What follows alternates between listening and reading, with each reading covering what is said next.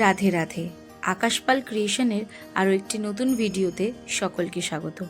ঘড়ির কাঁটায় তখন ঠিক ভোর 4:30। আমি আমার পরিবারের সবাইকে নিয়ে বেরিয়ে পড়েছিলাম মা তারার শহর মহাপীঠ তারাপীঠের উদ্দেশ্যে। সেই ছোটবেলায় দাদুর হাত ধরেই প্রথম তারাপীঠ দর্শন করেছিলাম আমরা ভাই বোনেরা। আর আজকে আমাদের ছেলেদেরকে নিয়ে দাদু যাচ্ছে মা তারার দর্শনে।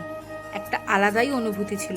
ফাইনালি আমরা ট্রেনে উঠে পড়েছিলাম। আজকে আমাদের ট্রেন ছিল 13017 Ganadevata express, Howrah junction to Rampurhat.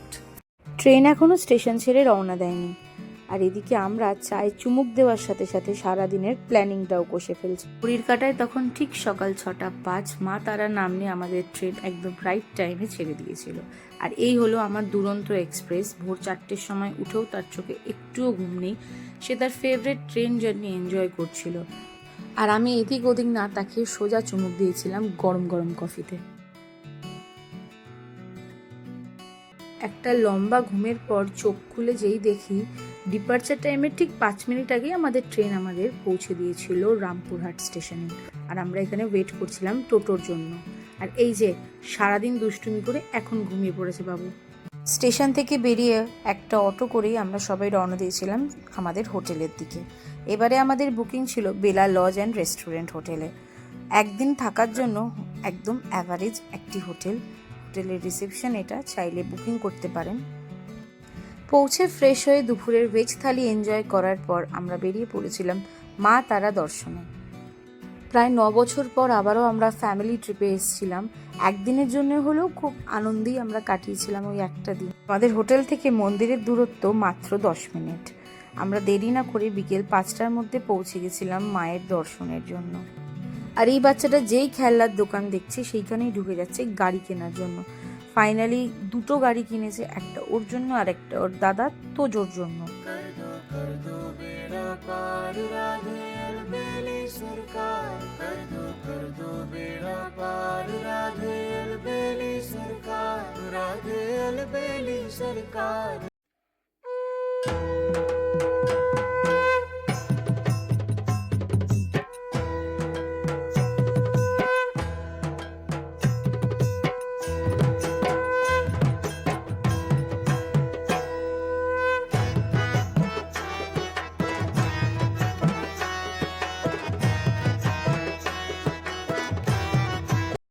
বহু বছর পর মায়ের দর্শন পেয়ে মনটা ভরে গেছিল।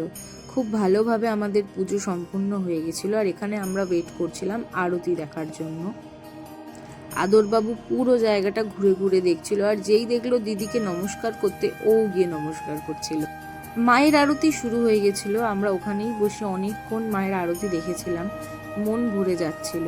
আর এখানে দুই ভাই ঠাকুর প্রণাম করার পর নিজেদের মস্তিতে মেতে উঠেছিল। ওদের আলাদাই একটা আনন্দ ছিল।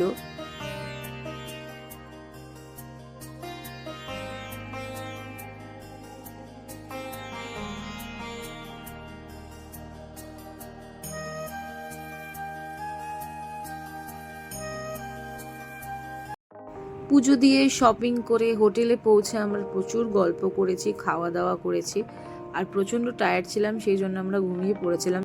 সকাল 11:30টায় আমাদের ট্রেন ছিল, তাই আমরা হোটেল থেকে এখন ডিপার্চার করছি। তোজো বাবু উঠে গেছে, আর এই যে আমাদের অটো চলে এসছে। সো ফাইনালি এবার আমরা বাড়ি যাওয়ার জন্য বেরিয়ে পড়েছিলাম। একটা দিন আমরা ভীষণ এনজয় করেছি। পুরোনো দিনের অনেক স্মৃতি রিকল হচ্ছিল, খুব ভালো লাগছিল। আবারও আমরা নেক্সট ট্রিপ প্ল্যান করেছি পুরী বা দীঘা, কবে হবে জানি না, কিন্তু খুব এক্সাইটেড এই ট্রিপটা করার পর। আকাশকে খুব মিস করছিলাম, কারণ ও যায়নি। তো নেক্সট ট্রিপে আকাশও থাকবে আমাদের সাথে।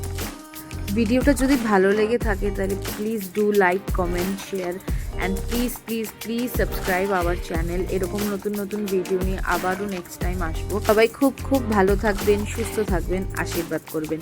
জয় মা তারা।